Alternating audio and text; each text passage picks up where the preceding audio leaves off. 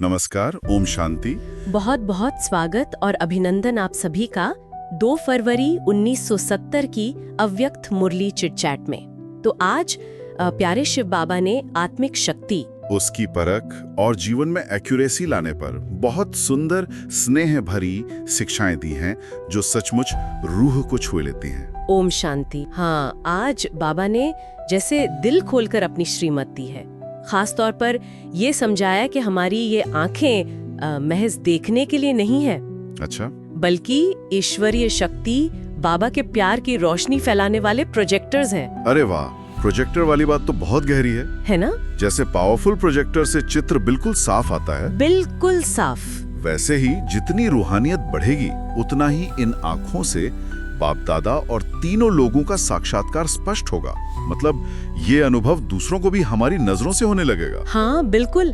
और अपनी इस आत्मिक शक्ति को, अपने अंदर जल रहे इस ज्ञान के बल्ब की रोशनी को परखने का तरीका भी बताया बाबा ने। कैसे? जैसे तेज रोशनी अंधेरे को या धुंधलेपन को मिटाकर सब स्पष्ट कर देती है ना? हाँ। वैसे ही शक्तिशाली आत्मा को भी अपने पुरुषार्थ का रास्ता, अपनी मंजिल, भविष्य की स्थिति एकदम साफ नजर आती है। इसका मतलब अगर हमारी सेवा से दूसरों को मार्गदर्शन या स्पष्टता नहीं मिल रही तो कहीं ना कहीं हमारे अपने बल्ब के परसेंटेज, मतलब हमारी आत्मिक शक्ति, वो कम है। ये एक तरह का पैमाना हुआ। बिल्कुल सही कहा। शक्तिशाली आत्मा की निशानी ही यही है ना, वो खुद किसी उलझन में फंसती है, न दूसरों को फंसाती है। बाबा ने हमें मास्टर रचयिता कहा ना। हाँ, कहा है। तो जैसे बीज से फल की क्वालिटी पता चलती है, वैसे ही हम अपनी रचना, यानी जिनकी हम सेवा कर रहे हैं, उन आत्माओं की स्थिति से अपनी शक्ति को परख सकते हैं। अच्छा, तो सारा ध्यान अपनी लाइट बढ़ाने पर देना है। बिल्कुल बिल्कुल। अच्छा, मुरली में आगे साक्षात्कार, मूर्त और साक्षी स्थिति पर भी जोर दिया गया है। ये अवस्था, ये क्या है और लक्ष्य क्या है इसका? हाँ, देखिए, लक्ष्य ये है कि हमारा मस्तक और नयन, मतलब माथा और आंखें, इतनी शक्तिशाली और पवित्र हो जाएं कि सामने जो भी आए उसको स्वतः ही, अपने आप ही पिता परमात्मा और शांति का अनुभव होने लगे। वाह। और ये अवस्था तब आती है जब हम सदा साक्षी होकर रहें, मतलब डिटैच्ड ऑब्जर्वर। अच्छा, साक्षी भाव। जी, तब मस्तक एकदम दिव्य प्रकाश से चमकेगा, जैसा देवी देवताओं के चित्रों में दिखाते हैं ना। हाँ हाँ, दिखाते हैं। और बाबा का ये भी आश्वासन है कि विनाश के समय भी यही लाइट का स्वरूप हमें नेगेटिविटी से, तमोगुणी दृष्टिवृत्ति से बचाएगा। ये तो बहुत बड़ी बात है। अच्छा, फिर बाबा ने सेवाधारियों के लिए एक बड़ा प्यारा शब्द इस्तेमाल किया, हैंडल्स। हाँ, हैंडल्स। जैसे गाड़ी चलाने में हैंडल का महत्व है, बिल्कुल वैसे ही सेवा संभालने वालों का। लेकिन साथ में एक महत्वपूर्ण इशारा भी दिया। क्या? कि हैंडल्स का काम सेवा को संभालना है, न कि हेड्स, यानी जो निमित्त बने हैं बड़े, उनको हैंडल करने की कोशिश करना। अच्छा, उनको हैंडल नहीं करना? नहीं, बल्कि उनका हैंड यानी सहयोगी बनना है, मददगार बनना है। जैसे हम बाप दादा के राइट हैंड बनते हैं ना, विनम्रता से भरपूर। समझ गया। सेवा में सफलता के लिए भी 2 बातें खास बताई गई, निशाना पूरा और नशा पूरा। इसका क्या मतलब हुआ? निशाना पूरा यानी लक्ष्य एकदम सटीक हो, एक्यूरेट। जब लक्ष्य स्पष्ट और इरादा पक्का हो तो बाबा कहते हैं एक संकल्प या एक दृष्टि से भी बहुत बड़ा परिवर्तन आ सकता है। एक संकल्प से भी? हाँ। और नशा पूरा मतलब अपनी आत्मिक स्वमान की स्थिति, अपनी श्रेष्ठता का नशा, वो सदा एक रस रहे, चढ़े उतरे नहीं। अच्छा।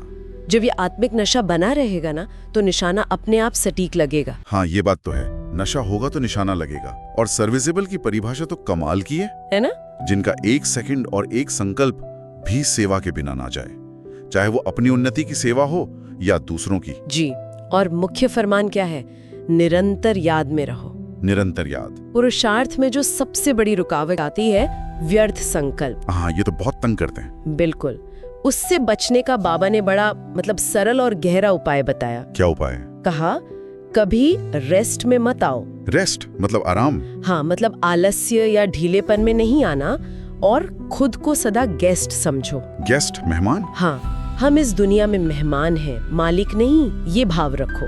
वाह, ये गेस्ट वाली भावना, ये तो कितनी शक्तिशाली है। अगर हम मेहमान हैं और रेस्ट नहीं कर रहे तो समय और संकल्प व्यर्थ जा ही नहीं सकते। कितना सहज समाधान दिया बाबा ने, है ना? बिल्कुल सहज।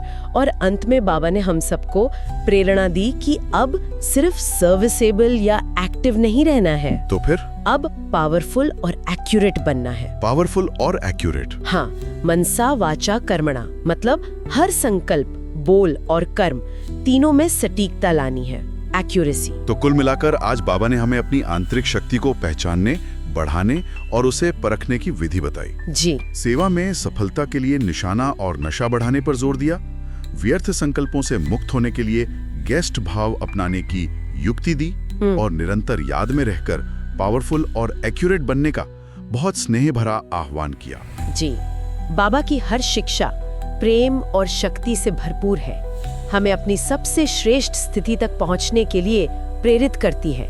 बिल्कुल। और चलिए आज की चर्चा को इस विचार के साथ विराम देते हैं कि हम अपने नैनों और मस्तक को रोजमर्रा के जीवन में ऐसा शक्तिशाली कैसे बनाएं कि वे स्वतः ही बिना बोले परमात्मा परिचय और शांति का अनुभव कराने वाले यंत्र बन जाएं, जैसा बाबा दिल से चाहते हैं। इस पर सोचते हैं। ओम शांति। ओम शांति।